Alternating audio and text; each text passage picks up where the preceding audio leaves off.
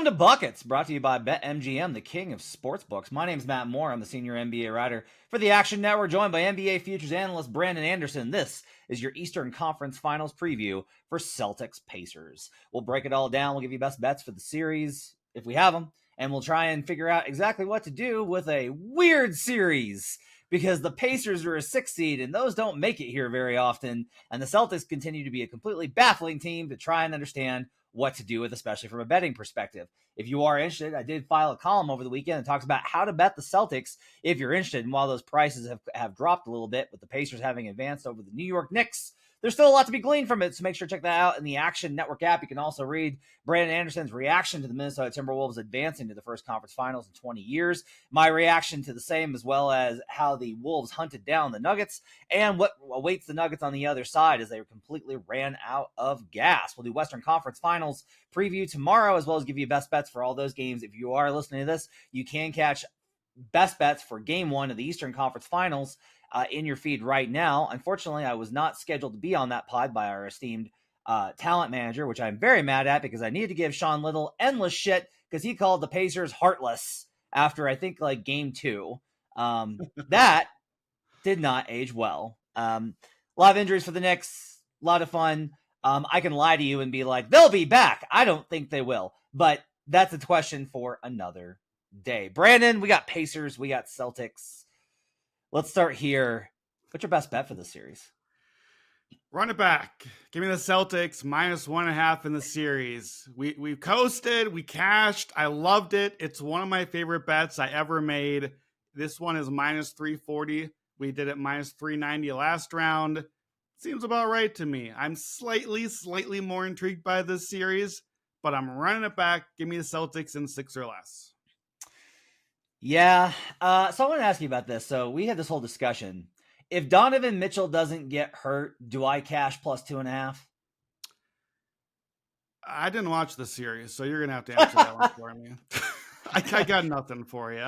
I think +2.5 cashes if Donovan Mitchell doesn't get hurt. I think you, based on I as you know, I truly did not watch the series. Yep.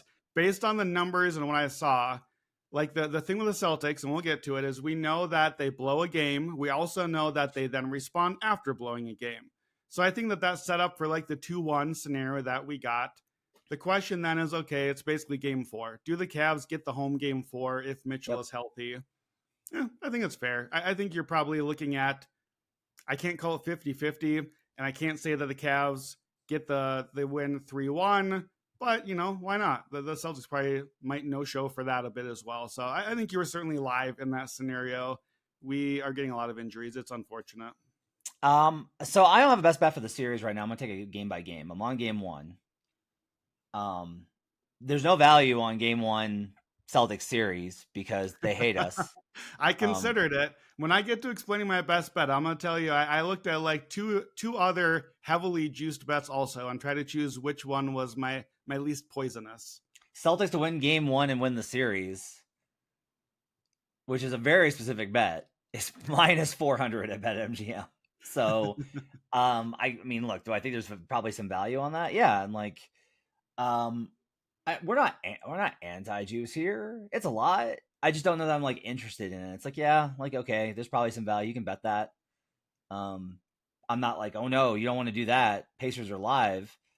I don't know how to bet the series. I really don't. I'll kind of explain why. I'll let you go first. Why?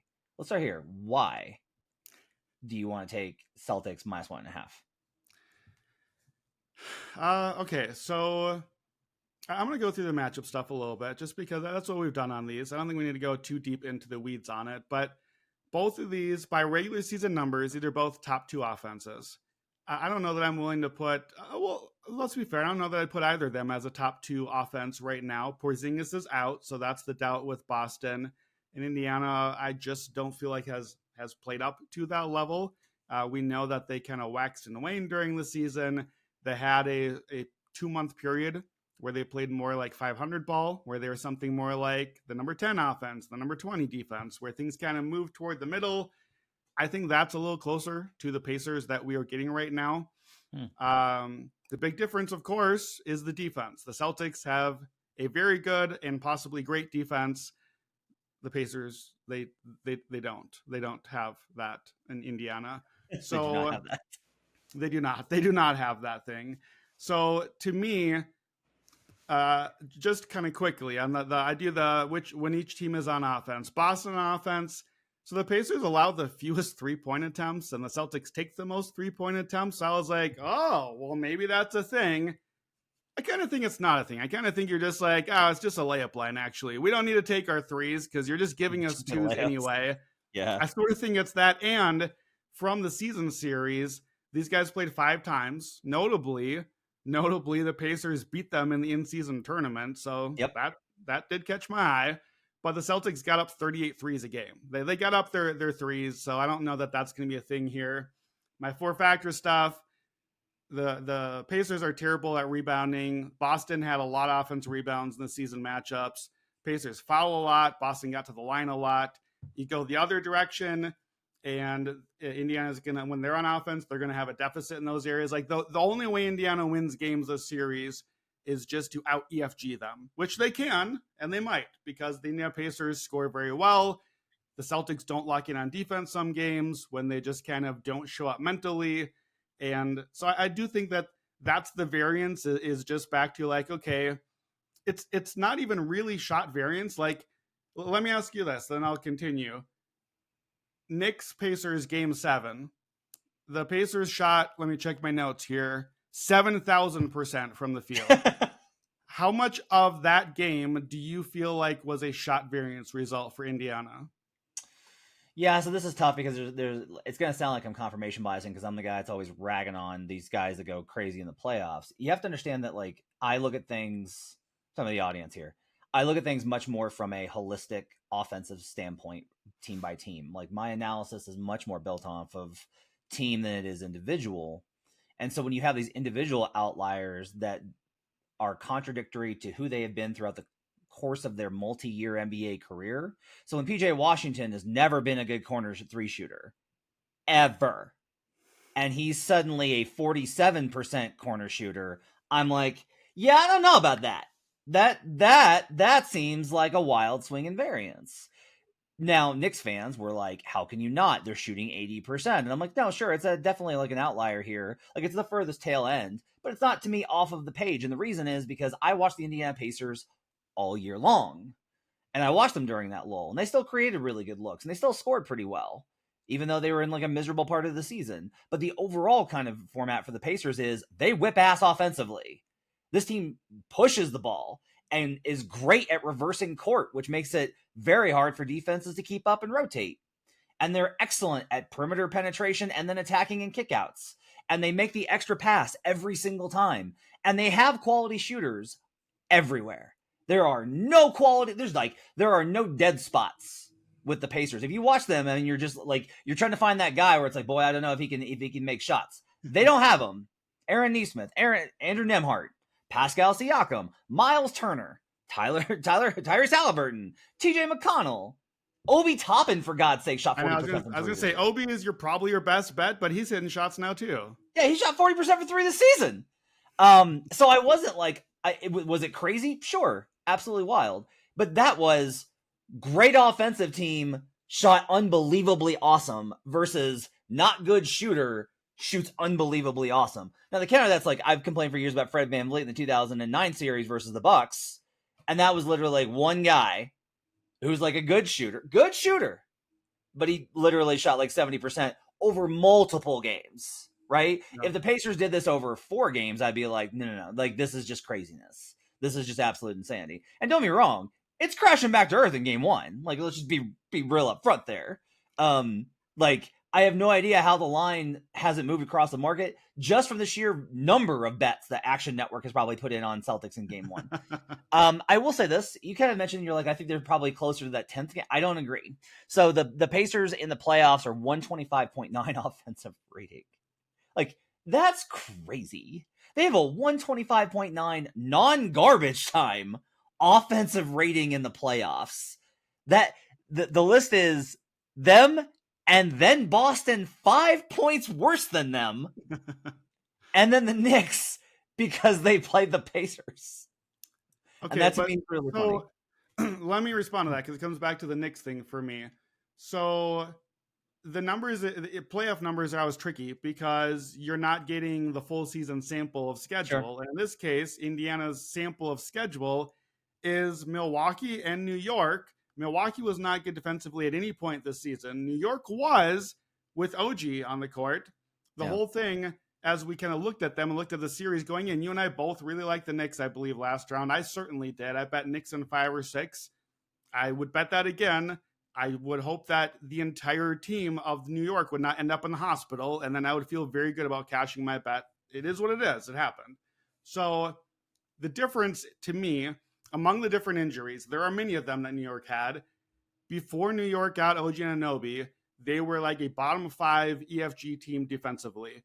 Then they got him, and they became a top 5 team defensively for a large chunk of the season. And they looked very good defensively. And then what happened? They're looking good. They're almost in control of the series. He gets hurt. The defense completely disappeared because that's what happened without him. That's how the whole season had gone without him.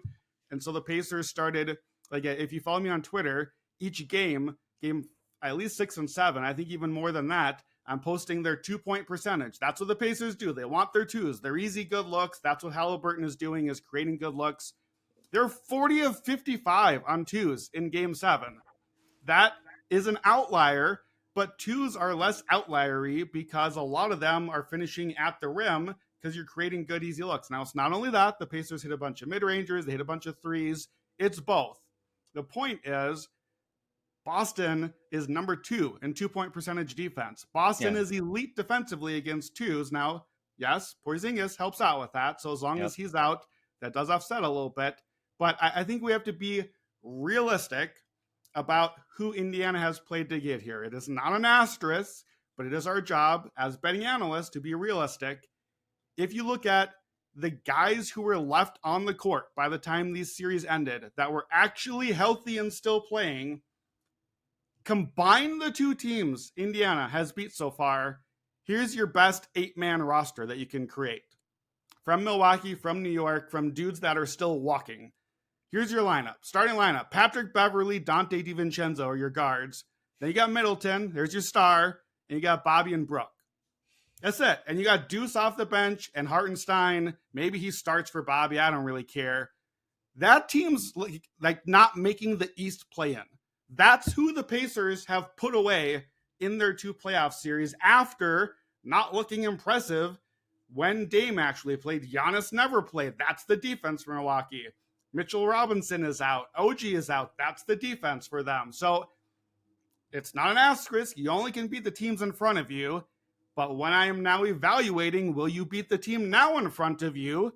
Boston is not those things. So I have to evaluate that seems very unlikely. The advantages I can find for the Pacers are they're very good at home. Their depth should matter, especially as long as Porzingis stays out. The longer the series goes, I could get a little more interested and a little more worried for Boston. Rick Carlisle, Joe Mazzulla. That's the one big thing that gives me some pause here, the coaching advantage that I assume Indiana should have, and just the fact that it's going to be a shot variant series. Boston shoots a lot of threes. Indiana can get hot and score with them, especially when Boston plays sloppy. That's why, I can see the Pacers getting a couple of games.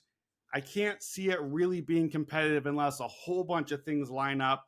That's kind of where I'm headed with my best bet. So before I tell you why I chose that specific version of the bet, are you as confident as I am and the Celtics in the series, and then get into your game 1 angle? No, I'm not as confident in the Celtics as you are.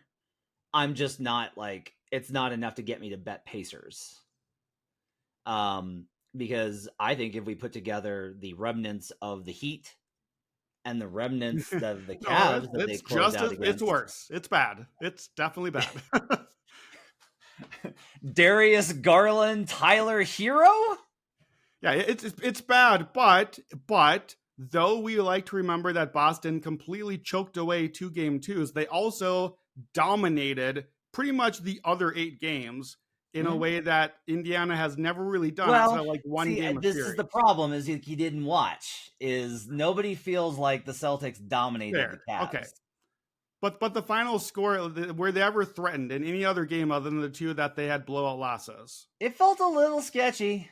There were definitely moments when it felt sketchy versus the Cavs. And like the Cavs didn't have Mitchell. And that was kind of it. For sure. We give them. I know we're gonna break down this, but I want to do want to set this parameter. We're giving the Pacers one game just simply based off of the fact that the Celtics always give teams a game. Yes, like we're just gonna give them one. Effectively, like I don't think it's a lock. I think a sweep is in play, but at no point am I ever betting a Celtics sweep until they actually do it at this point. So yes, yeah, I'm giving Boston screwing around. That's what I'm giving them. Right, the one game. I agree. And so to me, the series just really does come down to like the second one is: do you think that the Pacers can win one? That's the question. And I understand your position. I just don't tend to agree with it. I honestly think that the injuries make Indiana look worse than they are. That what happened in the Bucks series was a team that is in its first ever playoff run got hit in game one on the road and was like, this is not the regular season. And then came back and won game two because we thought we liked the matchups in that series. And then they turned around and they got the wins needed to put them in position. And they're going to Milwaukee for game 5. And Dame's out, and an entirely different version of the Bucks that they had not prepped for, that played entirely differently and was running on emotion in an elimination game, came through and got the win. And then the Pacers turned around and they smacked him in game 6. And then versus the Knicks, I totally agree. If OG Anunoby plays the duration of that series, the Pacers probably lose. But the Knicks succeeded in these playoffs behind, and look, again, I bet Knicks futures with Jim Turvey and Joe Delara. I like this team. They're very good. But the only reason the Knicks were in the second round is tryhardism and weirdness. They got weird results versus the Sixers. That game 2 is one of the craziest endgame outcomes, not in terms of, what shot making, in terms of how many times is this ever going to happen again, ever? Like, that sequence of events is never going to occur. And you talk about, and I personally am not swayed by it. Well, Tyrese Maxey's traveled in game 4. No, a travel on that shot, really? That's the call that we're going to argue in this entire thing? So what we get there is then we have the Knicks, and they look so impressive and so awesome. And why is that? Again, they built a house out of offensive rebounds and running really hard because they didn't have the talent. If they had Julius Randle and OG Anunoby and Mitchell Robinson, they're maybe more effectively able to run actual stuff. But the Knicks basically were just run hard. That's all they were by the end of that series. And so it's impossible for us to really be able to judge Indiana because it's like, yeah, but you had to go 7 with that team. And I'm like, yeah, because this is their first playoff series and because they're still trying to figure this stuff out. And what happened in the end? They blew the doors off of the Knicks. And I don't want to, like, Brunson got hurt, fractured his hand. That sucks. That sucks so bad. I have raised up Jalen Brunson. He is a playoff killer. Love Jalen Brunson. Didn't matter in that game. They were up 20 from the first quarter, and they were rolling the whole game. And every time the Knicks made a little run, the Pacers would push it back. They went MSG and kicked their ass. And that to me deserves, like, maybe it's just contrarianism. I genuinely think when watching them, I am like, this team is a little bit better than people think, and they're just taking the results and working backwards to the conclusions that they want to take. That doesn't get me to bet the Pacers because the Boston Celtics are way better. But it doesn't get me to where I think that these lines are appropriate to be betting on Boston significantly, although I can't argue with you that -1.5, -340 if you can find it, 370 at BetMGM is bad value. On the matchup stuff real quick, one thing that's interesting, you talked about how good Boston is at 2s. So this is one of the issues is like, Boston wins all the time. So how are you going to take their loss data? Because it's only like 12 games. Like, what do you do with the loss data? Because there's not that much of it. However, I thought this was interesting. In games where Boston lost, they fall to 16th in at rim field goal percentage defended via cleaning the glass. And this was even more notable to me. They fall to 22nd in rate. So teams are able to generate a lot of looks inside defensively when Boston lost games. And if you're like, okay, but Boston didn't lose very much, you're absolutely right.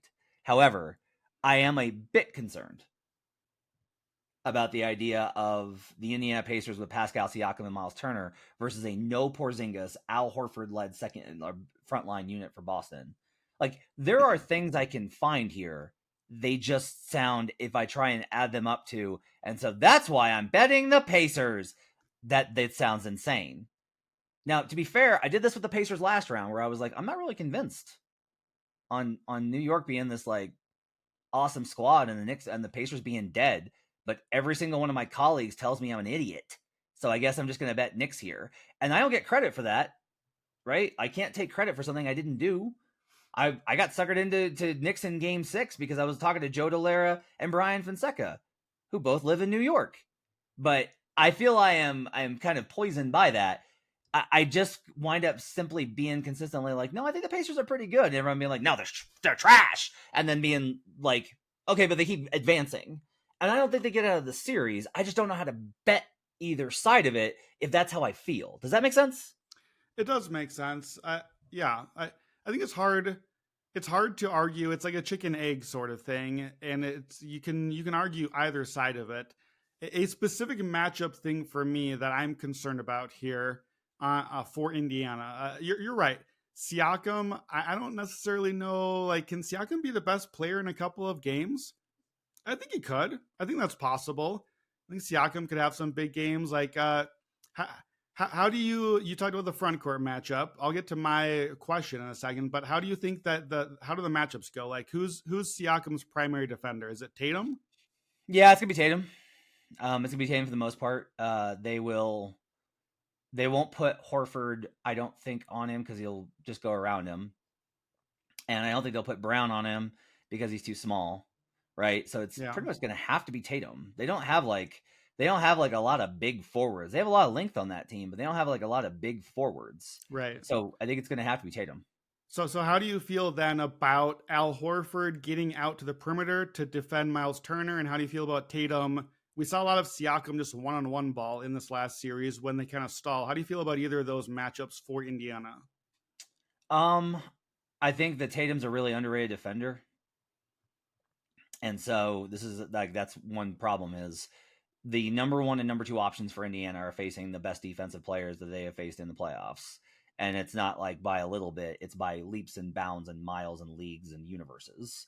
Like Halliburton's getting guarded by Damian Lillard and even Patrick Beverly. Bev's annoying. Pat Bev's annoying. He's an annoying player to play against. Derek White is an elite defensive player. Drew Holiday is an elite defensive player. And so Tyrese Halliburton is going to have an even more miserable time than he did in that series.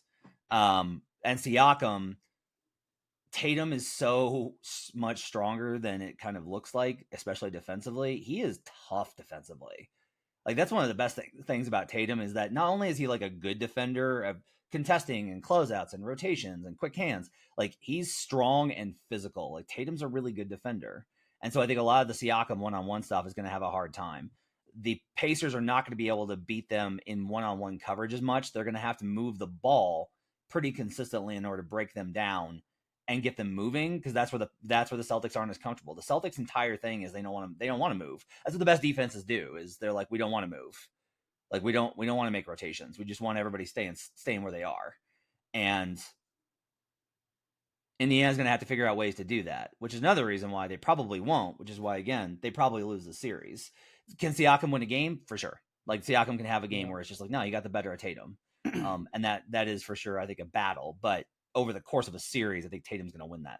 That not even like the offense defense, right? Where it's like Tatum versus Siakam, who scores more. Like Tatum's obviously going to win that. He's a better player. But I just think that in terms of Tatum slowing down Siakam, I think he'll win that over the course of 7 games. Yeah, I think that's about where I come as well. So my problem is the one that you got into, which is Halliburton. Yep. And we talked about, I called them, I think they're closer to a top 10 offense. You gave the numbers for them being number one and then some offensively. The reason that I am down relatively offensively is that I credit a huge amount of what Indiana does to Halliburton. Now, granted, adding Siakam later in the year has changed who they are offensively. having him as a second option and another true creator who can get his own shot changed the profile a little bit. But this is still a Tyrese Halliburton team. The 2 points thing, that's Halliburton. Like, I'm thinking of him effectively as a Chris Paul sort of offense at this point. Yeah. And that is not the Halliburton that I have seen in the playoffs so far. Now, he did start getting the step back 3-pointer and hitting a lot of those in the last few games. I know, because I was feeling great about my Dante DiVincenzo 3-pointers bet the whole way till he started draining 6 of 3, but didn't matter. Dante hit 9 in game 7 anyway, so he still got over the line. The threes are back, but creating separation, getting past the 3-point arc, getting into the lane and creating for others, it hasn't been there. And it's gotten a little better as the playoffs have gone on, but the back injury that still can come up and continue to bother him, I hope it's not there. I would like the Celtics to play an actual best player on the other team at some point, but I'm worried about that. And I'm worried about just, for whatever reason, whether it's the injury or whether it's Halliburton's game or whatever, we haven't seen him be able to get the step to create on dudes. And that's against the guys you mentioned. And now it's not just Derek White, it's Drew Holiday too, the guy that we've called the best perimeter defender for like a decade running. That dude is the other guy that's defending. And I think it's not just a problem for Halliburton. I brought up last round and was proven very wrong. I don't know if TJ McConnell has a great spot in this game. If you bring him in against the Pritchard minutes, perfect. TJ McConnell can win the Pritchard minutes. What else can you, like, if TJ McConnell gets minutes when it's not Pritchard on him and now it's Derek White or Drew Holiday on him instead, it's not going to go well for TJ McConnell. He was very, very good last round. That is not going to go well for TJ McConnell or the Pacers. And I don't think it's going to go well for Halliburton.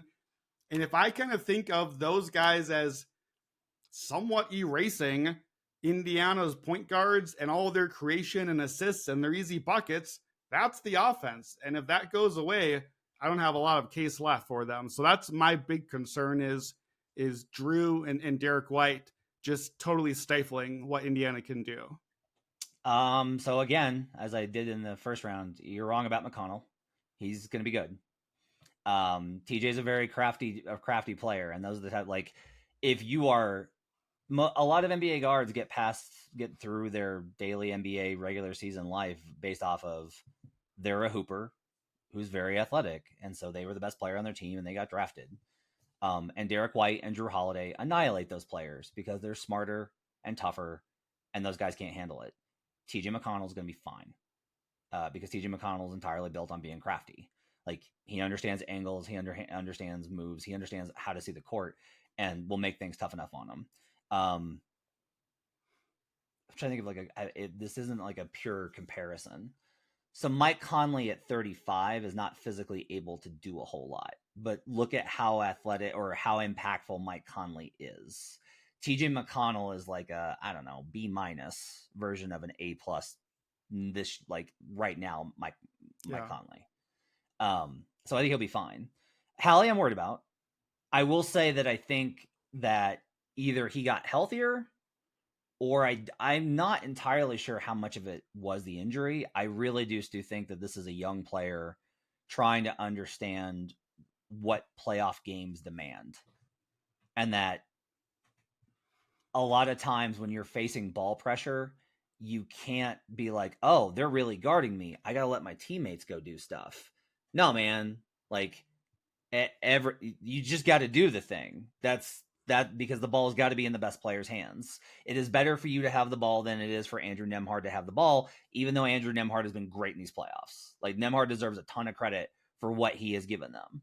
And it was really funny because, like, Knicks fans were clowning him after whatever the last game the Knicks won is, a 5, I guess. And then, like, he really stepped up in 6. He just did. Like, he stepped up and was and he stepped up in 7 before Brunson got hurt. He got better.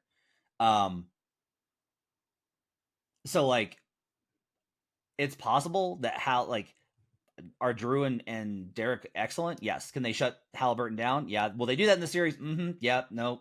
There will probably be more games in which Tyrese Halliburton's life is hell than it isn't. The question again is it not that for one game? Is it not that for 2 games? And if it's not that for 2 games and they win another, and it's not, and that one doesn't come in one of the ones that the Celtics screw around with, well, now you're in a game 7, which everyone would just be like, seriously, Celtics? Seriously? Yeah. I the gap here is that you're not wrong on the advantages. It's like it's just about the margin. Yeah. That's really it to me. Is like, okay, like yeah, Tyrese is going to have a hard series. He's facing the best defensive backcourt in the league. Is it impossible for him to rise above that twice? No, it's not. Like he can, like Tyrese is good enough to do that. And I will say that, like, I thought that Knicks game 7 was a great example of this, where like he fought back and like stepped to the plate. Like Tyrese Halliburton, everyone was killing him after game 5, and Tyrese Halliburton killed the Knicks in the final 2 games to beat them. And yeah, the injuries happened for sure. All those things happened. Hallie also played well. So I think it's tough, and I think my original kind of concept I've been talking about this is that the Celtics, this is my general thesis on the Pacers, is that I said all year, I was like, look, they're going to do really well versus teams that can score but can't defend, because they're going to be the better offense than those teams. And they're going to do really well versus teams that can defend but can't score, because even though their defense will slow the Pacers down, if you can't score with them, it doesn't matter. They'll just run by you. The Celtics are a balanced team where they can score and they can defend. And so they should kill this team. The only problem is that the Celtics have a nasty habit of only doing one or the other, where it's like, oh man, they had like a really great defensive game. How was the offense? Fine. Oh man, they shot the lights out. How was the defense? Meh. But the margin's enough because they were able to beat you that way. They haven't put together a lot of like complete games. That's not true. Let me take that back. They haven't put together a lot of elite games versus top offenses in particular. They can do it versus top defenses, I think, a little bit easier. They're really well built for that. It's one reason why, like, I do think when we talk about the series, one of the things that I'm not going to do it, but Brandon, I just wish that if you could tell me that I could bet like every game in the series is decided by 15 or more points, I might bet it. That's interesting. Because I think when the Celtics lose, there are books out there you make your custom suggestion on. You could look for it somewhere. I think when the Celtics lose, they're going to lose by $1 billion, and I think in the other games they're going to win by $1 billion. Like, yeah, everyone's kind of wondering about the Celtics in clutch time, and I'm like, I don't know that they're going to play one in this round. My only caution to that is I believe that is how have the Celtics lost by 15 plus in their 2 playoff losses. Is that what's happened? I forget what the margins were. I know it was lots of threes and etc. Say again. How much of the Celtics lost by in their 2 playoff losses? Let's look it up because we have time. Because while you're looking, the only reason why I would caution that hypothetical bet is I know I had a note in the regular season. The Celtics were 41 and 5 in games that were decided by double digits. So in the regular season, they were only blown out 5 times. But I do think that's what's happened in the 2 playoff losses, correct? So the Heat loss was a massive blowout, but they made a fake comeback at the end and got it to 10. And the Cavs game, they lost by 24. Okay. Yeah, so that trend, I had a mark going into the playoffs. That hasn't really held up so far. A note historically here, trivia for you. You like the historical trivia on seeding. How many teams, so the Pacers are the 6th seed. In order to win the series, it would, of course, mean the Pacers have made the NBA Finals. How many teams that are seed 6 or lower in NBA history have made the NBA Finals? Who you got? I can't do history of the NBA Finals. The last 30 years. Is it 3? Well, name teams, because I want to talk about which teams too. Okay, 6th seed. All right, so last year's Heat. Right. Okay. 6th seed. I think 95 Rockets was 5th seed, right? No, they were lower. They were 6, so that's one of them. They were 6. That was 95 Rockets. Is there one in the 2000s? No, there is one almost in the 2000s. Okay, the 1999 Knicks. Correct. Also an 8 Okay. seed like the Heat last year. And then Okay. there's one more that you may not guess. It is your boy Yep. Moses Malone with the There you go. Rockets, 1981. So 81. the reason I Yep. bring that up is only 4 times in history has a 6 seed made the finals. Let's look at those teams. The Heat last year, we don't need to get into it again, but let's call it some injury luck along the way and perhaps a little shooting luck. They were probably, based on this list, the most like legit underdog run because 99 Knicks, that's the strike season. Yep. They were the 8 seed, but they were 6 games away from being the 1 seed. That's not nothing, but like the standings were wonky. It was a weird season. I believe Tim Hardaway got hurt early in the first round. Like there were weird things that happened there, including the Ewing theory. I know 95 Rockets, that's just an outlier. That's just a champion, defending champ that coasted and then got to the playoffs and tried again. The 81 Rockets were a 6 seed that were 40-42 and then got to the Western Finals and played another 40-42 team there. That is the luckiest thing I've ever heard of in my life. That was the Kings, by the way. So only 4 times ever. If you add 5 seeds, you only get one more. You get the Heat from the bubble. That was the 5 seed. They got the Giannis injury, and they made the finals. So again, none of these are asterisks. You get to make the finals, flags fly forever. Like it's a real thing. But there's just not a lot of history here. And all of the teams that were this low of a seed and made the finals had like a clear, oh, I see. Well, that's what happened explanation, which we have so far through 2 series for the Pacers, if you want to do it that way. And I know that's results oriented, but now it's the Pacers, the juggernaut team, the Celtics, the juggernaut team that's been here all season.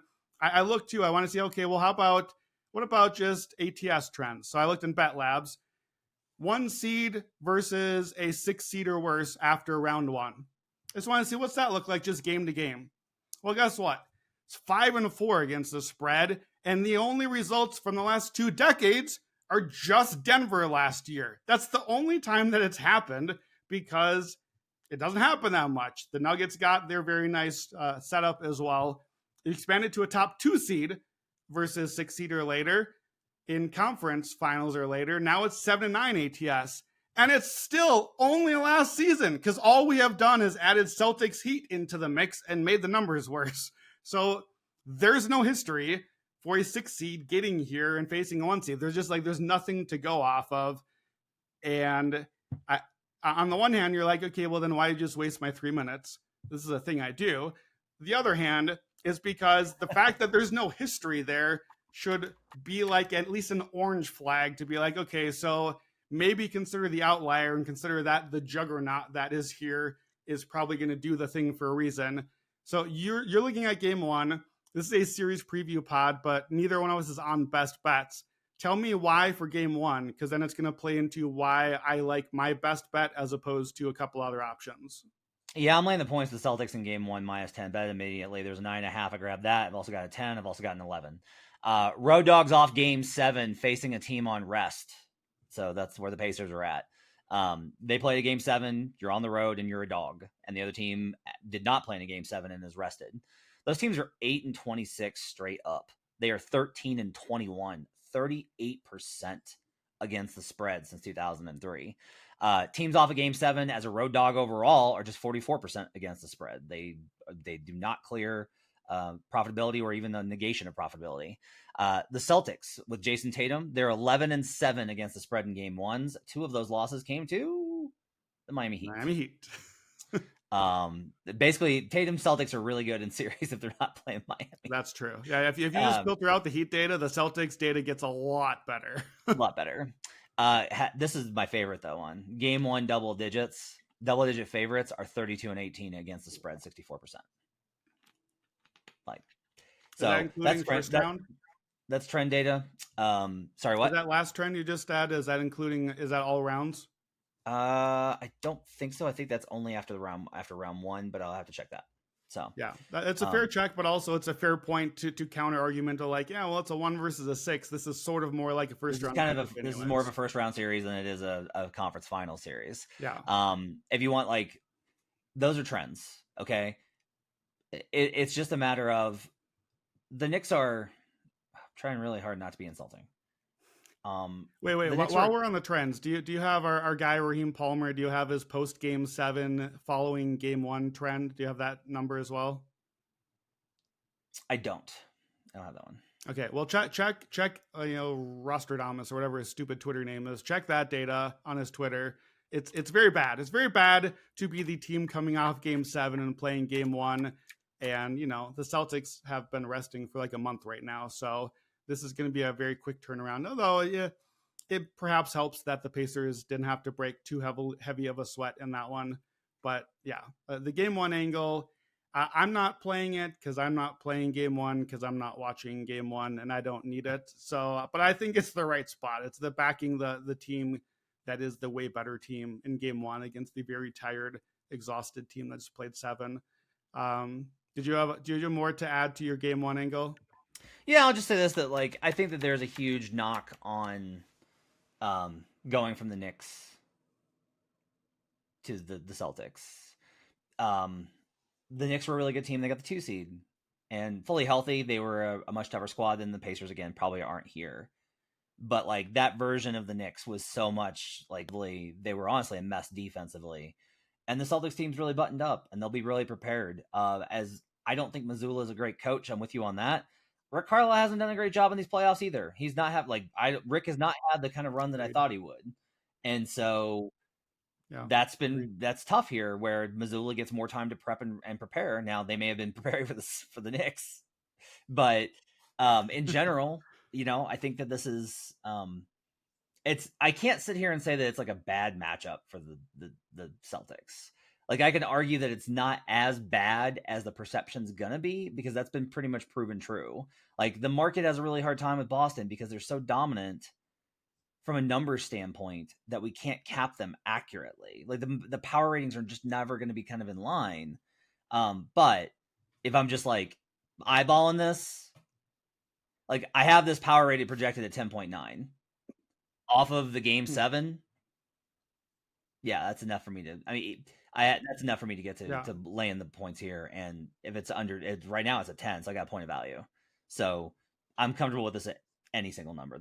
I think the Celtics are going to roll in game 1. So let me talk through the 3 bets I considered as my best bets. And just to be very clear, this is in fact a best bet for the series. Like this is a make the bet. So the first one I looked at was the one we talked a little bit about, Celtics game 1 series. That's the combo. So the best number I see out there is a minus 320. Now the bet I'm choosing is Celtics minus 1/2 on the series, minus 340. So effectively the same, but slightly better.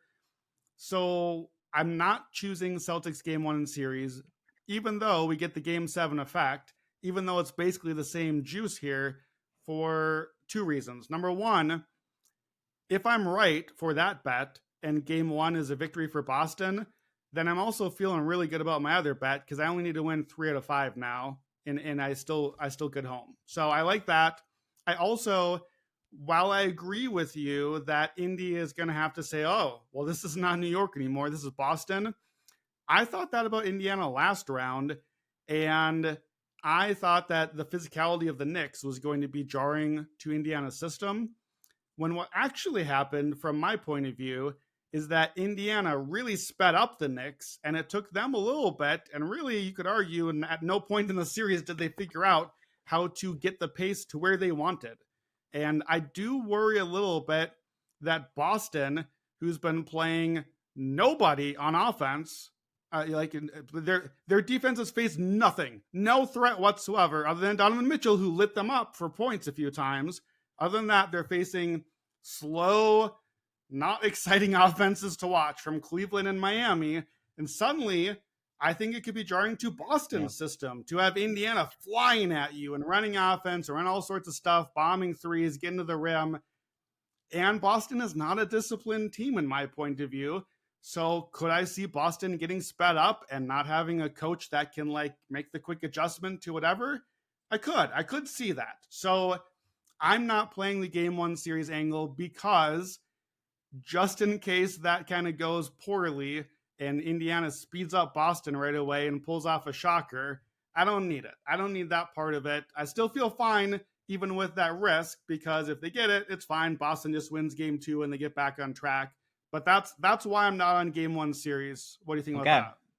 In the conference finals, when the home team loses game one, what do you think their record great. is?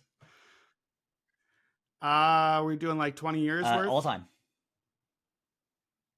Okay, so home team loses game one. You want my record in the series? I want your record for that team to win the series. What percentage of the time do you think the home team that loses game one wins the series? I will say they still go on to win the series 55% of the time. They are 12-29. That's not great. Now, that's usually versus teams that we think belong in the conference finals. So that's like the difference here. It's worth noting. Yeah. But it is like really interesting in that, and like this is the thing, right? Is if the Pacers steal game one, what'll be very interesting, honestly, is if the Pacers steal game one, what the market is going to do, because there will be, I think, two simultaneous reactions. The market itself will be like, well, yeah, I mean, we're going to lower their numbers. They lost a game, but we still have them power rated so highly that they're still a massive favorite. And they'll get bet because everyone will be like, I'm going to fade this. Their Celtics are fine. We see this. They lose one game and it's fine. Honestly, if they lose game one, I'm going to have to bet the Pacers. Like that's like what I think happens, because I feel like we'll still be able to get it. Like, look, if we look at where the market is, not to win the series, but if we look at where the market is, if they win game one, what does Pacers plus 2.5 go to if it's plus 125 right now? Well, I mean, I think that the number just shifts over to that being a Pacers plus 1.5 then, effectively. I think they're just like, all right, well, that game's just out. Let's just shift all the odds to account for it now. Yep. And so that's like really, I mean, I just think that's like a really interesting kind of figure where like Pacers plus 3.5 is minus 350. I don't think 2.5 goes to minus 350. So that'll be like an interesting point. This is all moot because I think the Celtics are going to roll them. But it is like I will just say this. If they lose, it's not, when they lost game two, there was a little bit of like, but then they came back and they won it. And so then when they lost it to Cleveland, they were still like, they're going to be fine. It's fine. Right. But if they lose game one, there will be a little bit more of like, that's you don't say. The media will go crazy again. The media, including us, will go crazy again. The reason why I have not gone crazy when they have lost these two games, other than that I did not watch them and did not need to go crazy for it, is because since the bubble, the Celtics, when they're favored after losing as a playoff favorite, are 13-3 ATS. So that I will tell you right now, that's the spot I definitely want to play Boston, is when they screw around and give away a game. I will be betting Boston on the next game. That is probably my favorite angle for the series, game to game. Certainly it's my favorite. So this is why, here's my best bet case. Celtics minus 1.5 on the series. Celtics to win in 6 or less, minus 340. It's implied 77%.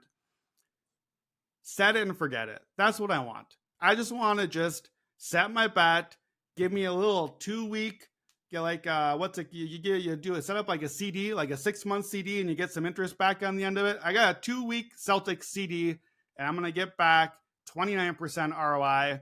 This is what we did last round. We got 26% back. It's not that much. So I love to get like 400%. I love my plus 400s and my plus 1,000. This is not that, but it is close to a surefire bet sort of thing, as I feel you can get and still get some decent amount of ROI back. In fact, if you take the bet we made last round on Celtics, we took our 1 unit, we came back with 1.26 units. Put that money into this bet, minus 340, we come out with 1.63 units.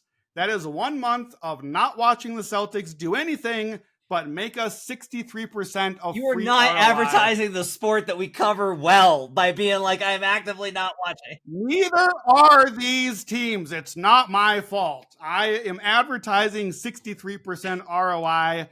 It is my bet. I don't want the game one series angle because the entire point of my bet is Boston is much better. I think they could sweep. I'm not going to bet it. I think they could win in 5. I think they could win in 6. They're just going to win. I don't want to screw around with whichever game Boston decided to screw around with. I don't want it. I don't want to see it happen. I don't need to see it happen or see the result afterward. And if it happens to be game 1, I don't want to lose my heavily juiced bet because Boston just decided to like party the night before, or whatever the heck reason is that they don't show up for those games. So I like the series bet. Now, here's the other bet that I'm going to admit to you, Matt, I think is probably actually a better bet than this one. So if you're listening at home, you can choose this one. I'm not choosing it. I think it's better. The matchup thing we haven't talked about, because it doesn't even really need to be talked about, is that Jason Tatum and Jaylen Brown are going to demolish the Pacers in the series, who have no answer for them. In the regular season series, Tatum missed one of the games. He averaged 32.5 points, 11 rebounds, 7 assists against the Pacers. Like, it's good. He is, at some books, I was like, okay, cool. I want Tatum to lead in points. I want Tatum to lead in rebounds. I for sure want that one. He is minus 500 to lead the series in points and minus 500 to lead the series in rebounds at some books. So guess what? If Jason Tatum leads the series in points and rebounds, and the Celtics win the series, he's going to win Eastern Conference Finals MVP. The Celtics are like minus 1,200 to win the series. Jason Tatum is minus 210 at some books to win Eastern Conference Finals MVP. That seems badly mispriced to me if we are effectively admitting, yeah, he's going to lead in rebounds and points. We know that. We're conceding that to you. We don't want your money. That's how sure we are it's going to happen. If he's leading in points and leading in rebounds, and we're conceding the Celtics won the series, that's the MVP. That's how MVPs work. We give it to the leading scorer on the team. So I'm not playing this bet specifically because now I'm not just inviting Boston variance and screw aroundity. Now I'm inviting voter variance and screw aroundity. And now I got to pay attention, and I don't want to pay attention. I don't want voters. I just want my money in 2 weeks when the Celtics are done playing and I can pay attention to them against a real team. So that's why it's my bet. You're really not going to watch. Listeners make the Tatum MVP bet instead. You're really instead. not going to watch the series. The Pacers are so much fun. I am debating whether I should watch game 1. It certainly is a more fun series. And maybe I will watch game 1 and then opt out. But also, I have a point of pride in just like not watching them at all anymore. It's like my. I want to explore this. Is this just because you hate the like? I'm trying to understand like what not hate the Celtics, but they hate the way they play. Like what's like? No, it truly at this point it truly is just a shtick. I will probably watch some of them. At this point, it just so happens that the way the schedule lines up, that I have things in what looks like game 2, 3, and 4 of the Eastern Conference Finals, that I have things that I would either have to skip or plan around or watch the games later. So it's like, you know what? I'm just going to live life. I don't need to watch the Celtics beat up on another semi-G League team, which is what they've done for the last 2 rounds. And okay, that's unfair. This is not a semi-G League team. The Pacers are a real team. They're not a great team. I don't think it's going to be a series. I don't really like, when I'm a fan, I don't really watch the 1-8 and 2-7 series that closely unless I think there's a reason to. I don't need to watch blowouts. Life is busy, man. Like, I got stuff to do. I don't need to watch the Celtics beat the Pacers in a series that I don't think is going to be that competitive because they're 10 What's funny about favorites. this is I know that you're going to go back and you're going to watch a ton of stuff on a bunch of draft prospects of guys that are going to go in the late first round and are going to play like a cup of coffee in the NBA and never be heard from again. Like, you're going to be debating with me about 2 guys that I will have heard of in like about 2 weeks and have very passionate opinions based off of the time that you spent doing the work on them. And the Celtics and Celtics Pacers did not pass the mustard of being worthy of your time. I have to be careful. So back to the question. Yeah. Back to the question. Should a listener who just heard my 3 options, Jason Tatum minus 210 to be MVP this round, that's a lot better juice than minus 340. And as I will point out, in defense of that bet, even if it gets to game 7, you can still win the Jason Tatum MVP bet. I'm out. I lost. I can't win my bet anymore. So you get game 7 and you get better juice. And all you got to do is have Jason Tatum win MVP. I'm not betting it. I'm betting -1.5. I'm out. I'm done. Should listeners not listen to me and bet the thing that I actually think might be the better bet?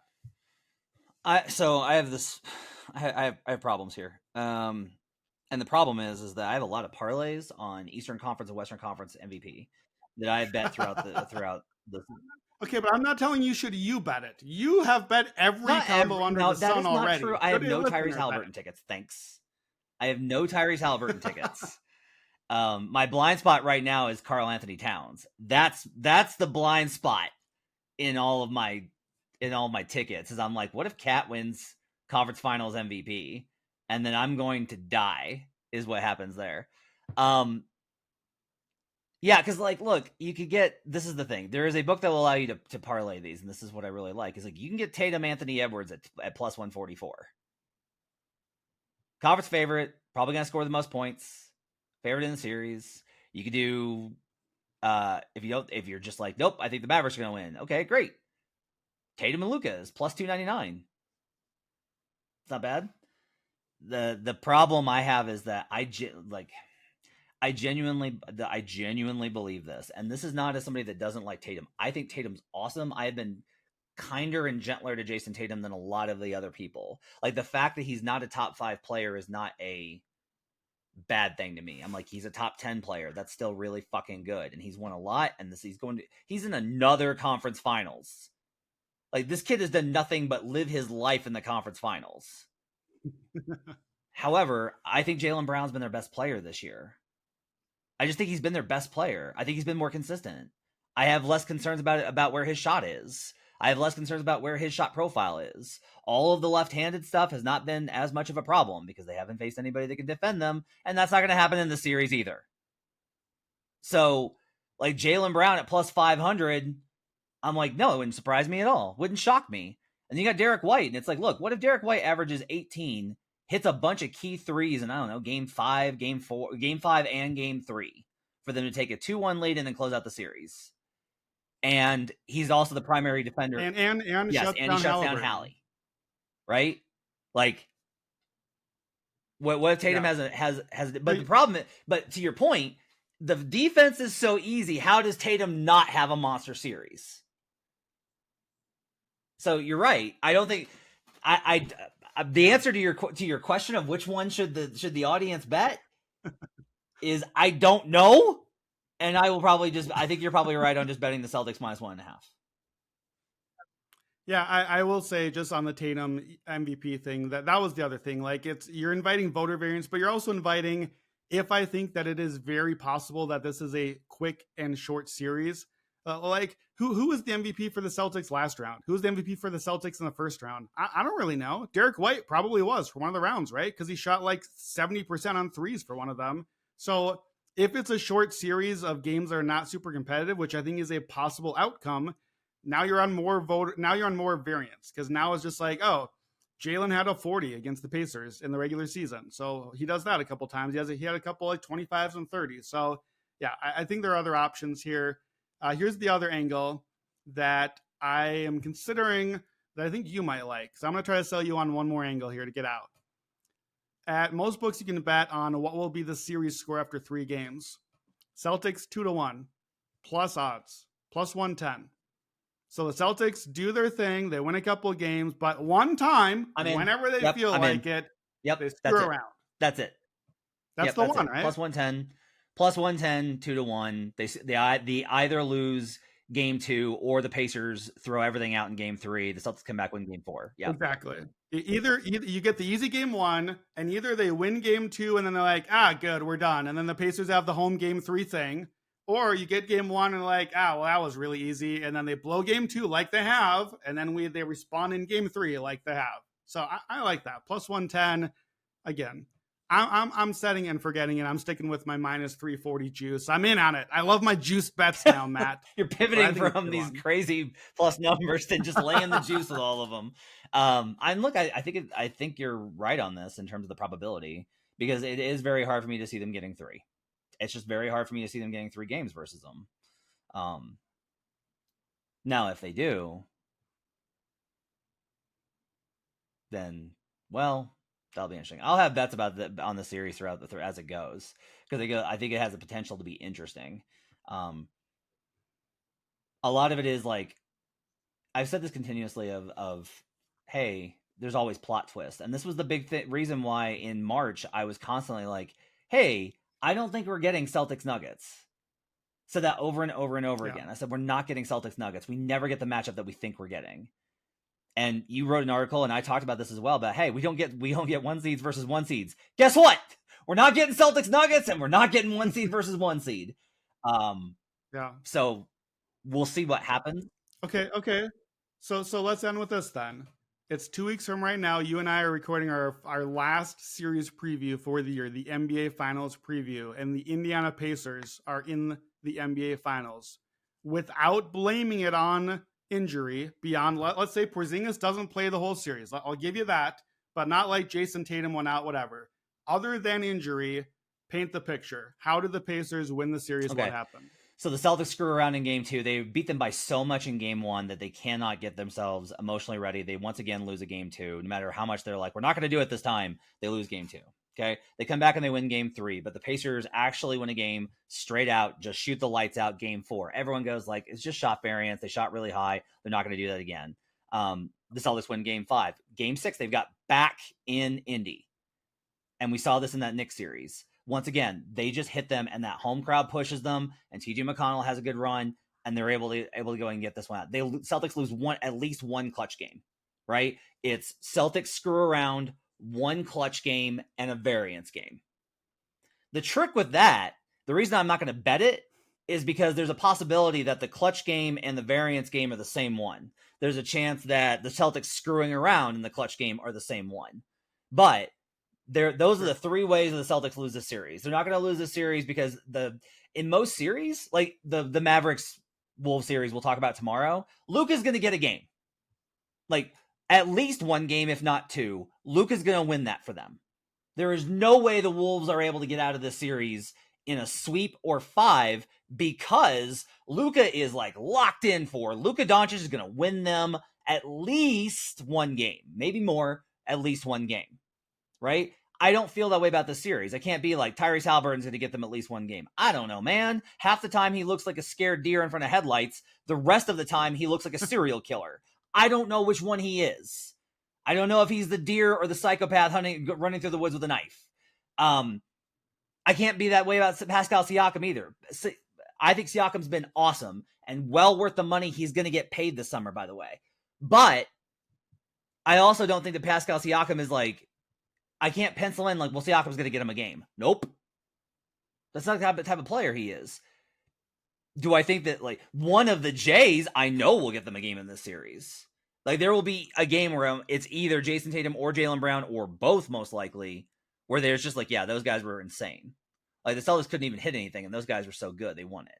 Right. But that to me is the model is a variance game, a clutch game, and a Celtics fuck around game. And that gets us to a game 7. And then I was going to say, you've only got us to 3 wins. So now you're just counting on game 7, weird stuff happened. And yeah. And I'll just say this, like if the Celtics are in a game 7, I just don't know how you don't have to bet it. If the Celtics are in a game 7 Eastern Conference Finals against a huge underdog again at home, again, assuming that they're going to win again, you're right. I think at that point we should have to take Indiana very seriously because like the ghosts and the haunting of Boston has to be in play at that point. I don't want the Celtics in a. This was the real lesson of Game 7 from Knicks Pacers. The Pacers are great in these games where it's supposed to be tight because they have no idea what they're doing. They have never done this. They're just like, hey, why don't we just go out there and like play, guys? Hey, let's just like move the ball around and shoot. All right, man. Yeah, let's go hoop. Right? We're all like game 7 unders, team total unders. Yeah. Like tough, gritty games. And the Pacers are like, we're just going to run up and down the floor and shoot the lights out. There's no pressure on them. Versus the Celtics will have the lemonest booty of all time if they get to a game 7. Again, I don't think it gets there. We are making so many enemies on this podcast. We have insulted Knicks. Pacers and Celtics and Knicks and Heat. We've insulted the entire Eastern Conference. But guess what? The Eastern Conference has insulted me in this playoff. Kinder, so I'm because returning you were favor. kinder. You were like, the Bucks and the Knicks are good teams. They just got hurt. And I'm like, so, that's how that goes. All right, it's going to do it for Buckets. Thanks for joining us. Brandon Anderson is on Celtics -1. What's the number again? Celtics -1.5 at -340. I'm on Celtics game 1. I will bet as the series goes along. We'll break it all down. Tomorrow, Western Conference Finals, Mavs Wolves will be a really fun pod. Make sure to tune in for that. We'll also have best bets Tuesday night. Buckets Live. We will have Buckets Live Tuesday and Wednesday night after the games to react to those games and get you set for post game for when those lines in the markets react. We'll talk about those live. Thanks for joining us. Have yourselves a great day. My thanks to David Payne, our producer, Hutton Jackson, and the video crew getting up at youtube.com. See you guys again next time. Till then, let's get buckets.